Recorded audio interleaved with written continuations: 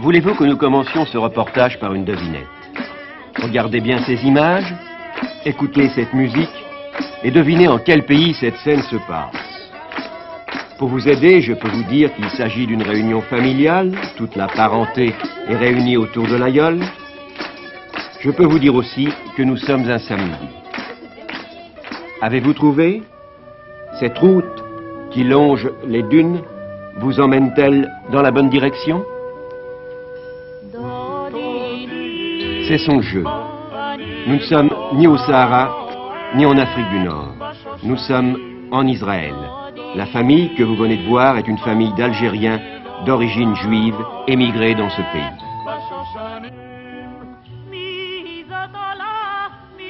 Cette ville surgit tel un mirage des sables, c'est Ashdod, tout au sud du pays, non loin de la frontière égyptienne.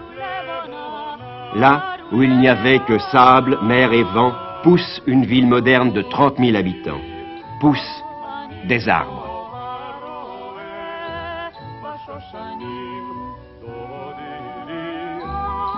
Et surtout, un port. Un port construit avec l'aide de techniciens français, dont les Israéliens veulent faire le premier du Moyen-Orient. À Ashdod résident aussi la plupart des Algériens qui ont choisi de vivre en Israël. Dans une rue de la ville, nous avons d'abord rencontré des jeunes gens et aussi des enfants. Il y avait 130 000 juifs en Algérie, une dizaine de mille sont venus en Israël. Vous êtes d'origine algérienne tous les trois? Oui, oui, oui. D'où? D'Algérien, à la Casbah, j'habitais. Moi j'habitais Bonne, près de la plage. Eh bien, je suis de Constantine, du football ami. Et vous êtes maintenant à Ashdod? Oui, la petite Algérie. Pourquoi la petite Algérie? Parce que c'est la ville avec la plupart des Algériens. Et vous êtes content d'être ici? Non. Non? Non. Pourquoi? Pourquoi vous n'êtes pas content d'être ici? Parce que là, comme je vous ai dit, la culture française. C'est ça qui la culture manque. française. Vous n'êtes pas content d'apprendre l'hébreu, une culture hébraïque, israélienne? J'ai jamais été sioniste. Non? Non. Alors votre désir c'est quoi? Retourner en France. Pour faire quoi? Continuer mes études. Et vous? Qu'est-ce que vous faites ici? Je travaille comme coiffeur pour hommes. Et vous êtes content ici? Oui, pas mal. Si je pourrais aller en France en touriste, je pourrais aller. Mais vous préférez rester dans ce pays ou venir en France? Je préfère rester dans ce pays et aller en touriste en France. Qu'est-ce qui vous attire à la France? C'est les amusements des jeunes. Et puis, on a un chanteur pied noir là, à Paris, qui s'appelle Henri Massès. Je l'estime très bien, ce type-là. C'est pour ça que vous voulez venir en France en tourisme? Pour le voir aussi à lui. Oui. Et vous? Ben, ça fait exactement depuis 61 que je suis en Israël. Je suis venu directement à Ashdod. Je suis étudiant ici en Israël. Vous êtes heureux ici en Israël? Je suis très heureux, c'est exactement le contraire de mes autres copains. C'est vrai? Je suis vraiment très heureux. Vous n'avez pas du tout l'intention Ça a été un peu difficile de m'adapter, mais depuis que je me suis adapté ici en Israël, ça va très bien. Ceux qui parlent français lèvent la main là. Vous parlez tous le français? Oui. Et ici tu apprends l'hébreu? Tu parles aussi bien l'hébreu que le français? Non, les deux. Les deux. Et toi? Tu parles aussi bien l'hébreu que le français? Les deux la même chose. Hein? Les deux la même chose. Tu es content d'être ici? Avec les camarades, qu'est-ce que tu parles? Français ou... Non, l'hébreu. L'hébreu? Uniquement l'hébreu? Et dans ta famille, qu'est-ce qu'on parle? Le français. Le français? Et chez toi? L'arabe et le français. Et chez toi? Le français. Et chez toi? Moi, le français. Comment c'est pour toi la France? Bien. Plus long qu'Israël. Plus grand qu'Israël? Ouais. Ce sont des amis qui sont en France? Oui. Et pour toi, comment c'est la France? C'est mieux qu'Israël. Pourquoi mieux? Parce que c'est plus grand et c'est plus beau. Tu crois? Non, Israël, c'est plus beau. Qu'est-ce que tu dis? Israël, c'est plus beau. C'est vrai, mais tu connais la France? Oui. Tu aimes la France aussi? Mais tu penses qu'Israël c'est plus beau? Le samedi, Shabbat, est jour de repos en Israël. Et comme il fait chaud, on descend à la plage. Venez par là. Allez, bougez de là-bas, vous autres, bougez-vous. Vous êtes en train de gêner la circulation. Vous gênez la circulation, bougez de là, je vous prie. Hein. Passez là devant. Allez-y, allez-y, monsieur. Allez-y. Allez, bougez. Monsieur l'agent, je vois que vous parlez français. Ah oui, alors là, ils vont dire en Israël, ils parlent français, c'est bien. Vous êtes algérien d'origine? Oui. D'où exactement? d'Oran. Qu'est-ce que vous faisiez à Oran? Vous étiez déjà dans la police? Non, j'étais dans l'armée, bien sûr. Et après ça, j'étais ailleurs. Alors vous êtes content ici? Très bien. Oui? Très content. Vous ne regrettez pas l'Algérie? Ah non, non. À l'Algérie, un petit peu, bien sûr, mais à l'Algérie, on l'a perdu. Il n'y a plus rien à regretter. Alors pour vous, maintenant, votre pays, c'est Israël? Automatiquement, Ben, absolument. je vais vous laisser continuer de faire votre circulation, parce que c'est pas facile, je crois. Hein? Merci, monsieur. Non, les enfants, sortez d'ici. Bougez de là, bougez. Bougez de là, s'il vous plaît. Ce n'est pas la Madrague ou Sidi Ferruche, mais ce sont les mêmes embouteillages, les mêmes cris, la même ambiance familiale. Cependant, les jeux de la plage ne doivent pas faire oublier les problèmes qui se posent à ces nouveaux venus en terre promise. Témoin ce médecin qui a quitté l'Algérie en 1961, qui a trouvé des satisfactions professionnelles en Israël et qui pourtant a quitté ce pays. Docteur, peut-on dire que vous avez fait en Israël une expérience qui n'a pas réussi? Oui, elle n'a pas réussi dans le sens où, venant en Israël, j'aspirais à l'accomplissement de certains idéaux qui se sont avérés ne pas se réaliser. Expliquez-vous, si vous voulez, d'une manière très précise, les raisons pour lesquelles votre expérience n'a pas réussi. Il y a deux ordres de raisons, ou deux ordres de causes. Tout d'abord des causes profondes et des causes immédiates. Les causes profondes de mon départ d'Israël a été le grave problème qui divise le pays, je veux dire le problème des rapports entre les orientaux et les occidentaux. Du racisme?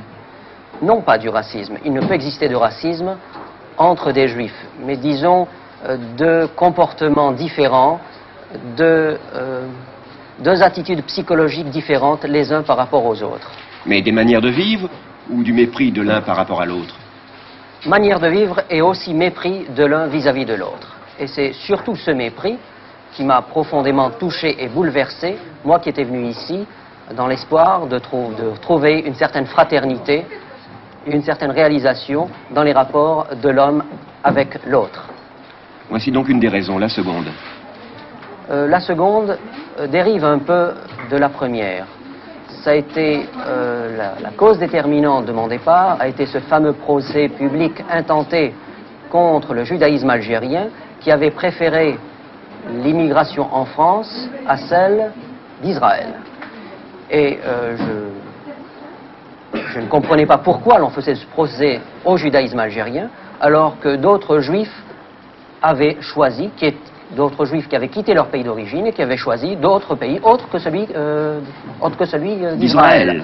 Par exemple, les juifs cubains qui, dans une très forte proportion, a préféré immigrer à Miami ou à New York et non pas en Israël.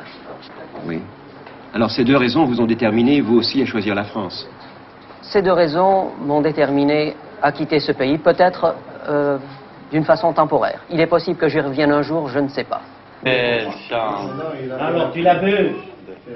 Tiens, le voilà. Qui c'est qui manque là? Faisons maintenant le point. Asseyons-nous à cette table, non pas pour jouer aux cartes, mais pour parler un peu avec l'un des leaders de la petite Algérie d'Ashdod. Qui a joué là? Moi, je n'accepte pas. Moi, je n'accepte pas. Il a 2 options. J'ai tout des doubles, moi. Allez, écrase maintenant. Qu'est-ce que tu as fait? Vous êtes ici entre Algériens, Oui. car il y a beaucoup d'Algériens à Ashdod. Il y a environ 400 à 450 personnes qui représentent actuellement 120-130 familles. Il y a 3 ans de ça, lorsque je suis arrivé à Ashdod, nous étions 384 familles. Je tiens ce renseignement pour la bonne raison que moi-même étais occupé de ce recensement lorsque le gouvernement français avait décidé d'allouer les indemnités aux Algériens résidant en Israël, et chose qui ne s'est pas faite jusqu'à aujourd'hui. Mais pourquoi la plupart d'entre eux sont-ils repartis maintenant? Car il y a une différence importante entre ceux qui étaient au début et ceux qui sont maintenant. Il y a plusieurs raisons. Les départs se sont produits, la majeure partie des départs s'est effectué vers fin 62, lorsque la situation était plus claire. Il y a d'autres raisons, des raisons familiales et sentimentales, et une raison secondaire peut-être, c'était l'histoire des indemnités. Vous pensez qu'il n'y a pas d'autres raisons? J'ai ouï dire qu'il y avait des raisons, disons, de discrimination ici. Non. On appelle peut-être le fait de discrimination parce que si moi, par exemple, je suis roumain ou polonais, me trouve dans un bureau, et qu'un roumain ou un polonais vient s'adresser à moi, il a pour ainsi dire, vous savez, une petite préférence sentimentale, le pays qui parle. Et, par exemple, moi qui me trouve dans un bureau, si un Algérien se présente à moi, peut-être que je lui ferai la faveur parce qu'il est algérien comme moi. C'est ça, mais justement, les Algériens semblent vivre tous ensemble ici, en important les méthodes de Bab el-Oued ou de Saint-Eugène. C'est ce qui nous a aussi retenu ici parce que nous n'avons pas perdu nos habitudes. Mais vous pensez néanmoins vous assimiler à l'ensemble de la nation israélienne? Nous assimiler, nous sommes déjà assimilés. Vraiment? Je pense. Si je suis conseiller municipal, je pense que le fait d'être conseiller municipal prouve chez moi l'assimilation déjà dans le pays, dans le peuple. Bien, on a dit aussi que beaucoup d'Algériens n'avaient pas de qualification professionnelle lorsqu'ils sont venus ici. Et c'était une des raisons de l'échec de leur assimilation, ce que j'appelle l'assimilation, ou de leur installation dans le pays. C'est très aléatoire. Je vais vous donner une réponse à ça. Prenons l'exemple du camarade Marcel qui est d'Oran. Il était chef décorateur à l'Opéra d'Oran. Chef cintrier à l'Opéra d'Oran. Actuellement, il est chef des travaux au port d'Ashdod. Et nous prenons l'exemple du camarade Alfred qui est de Bab el-Oued. Il n'a peut-être pas tellement changé, mais au lieu de rouler sur les routes, il roule sur des rails. Actuellement, il conduit une locomotive au port. Et il était chauffeur de camion à Alger. Et vous-même? Moi, je n'ai pas peut-être tellement changé. Je travaillais dans les services sociaux en Algérie et je m'occupe de tous les nouveaux immigrants qui arrivent à Ashdod. Parce qu'il arrive encore de nouveaux immigrants en Algérie? Actuellement, il en arrive, mais à partir de la France, bien entendu. Oui. Combien à peu près? C'est très faible, disons en moyenne 2-3 familles par mois. Dans l'ensemble de la région. Nous avons un camarade qui est arrivé seulement 8 jours de Paris. Pour s'installer aussi ici? Installé déjà. Déjà installé ici. Vous pensez donc que les problèmes vont s'estompant avec le temps? Pour nous, on peut dire que les problèmes se sont déjà estompés.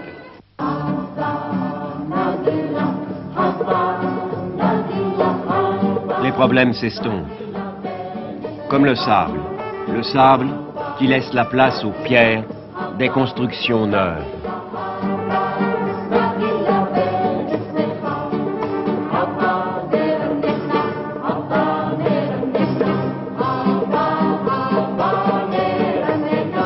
La route est longue et dure, mais au bout,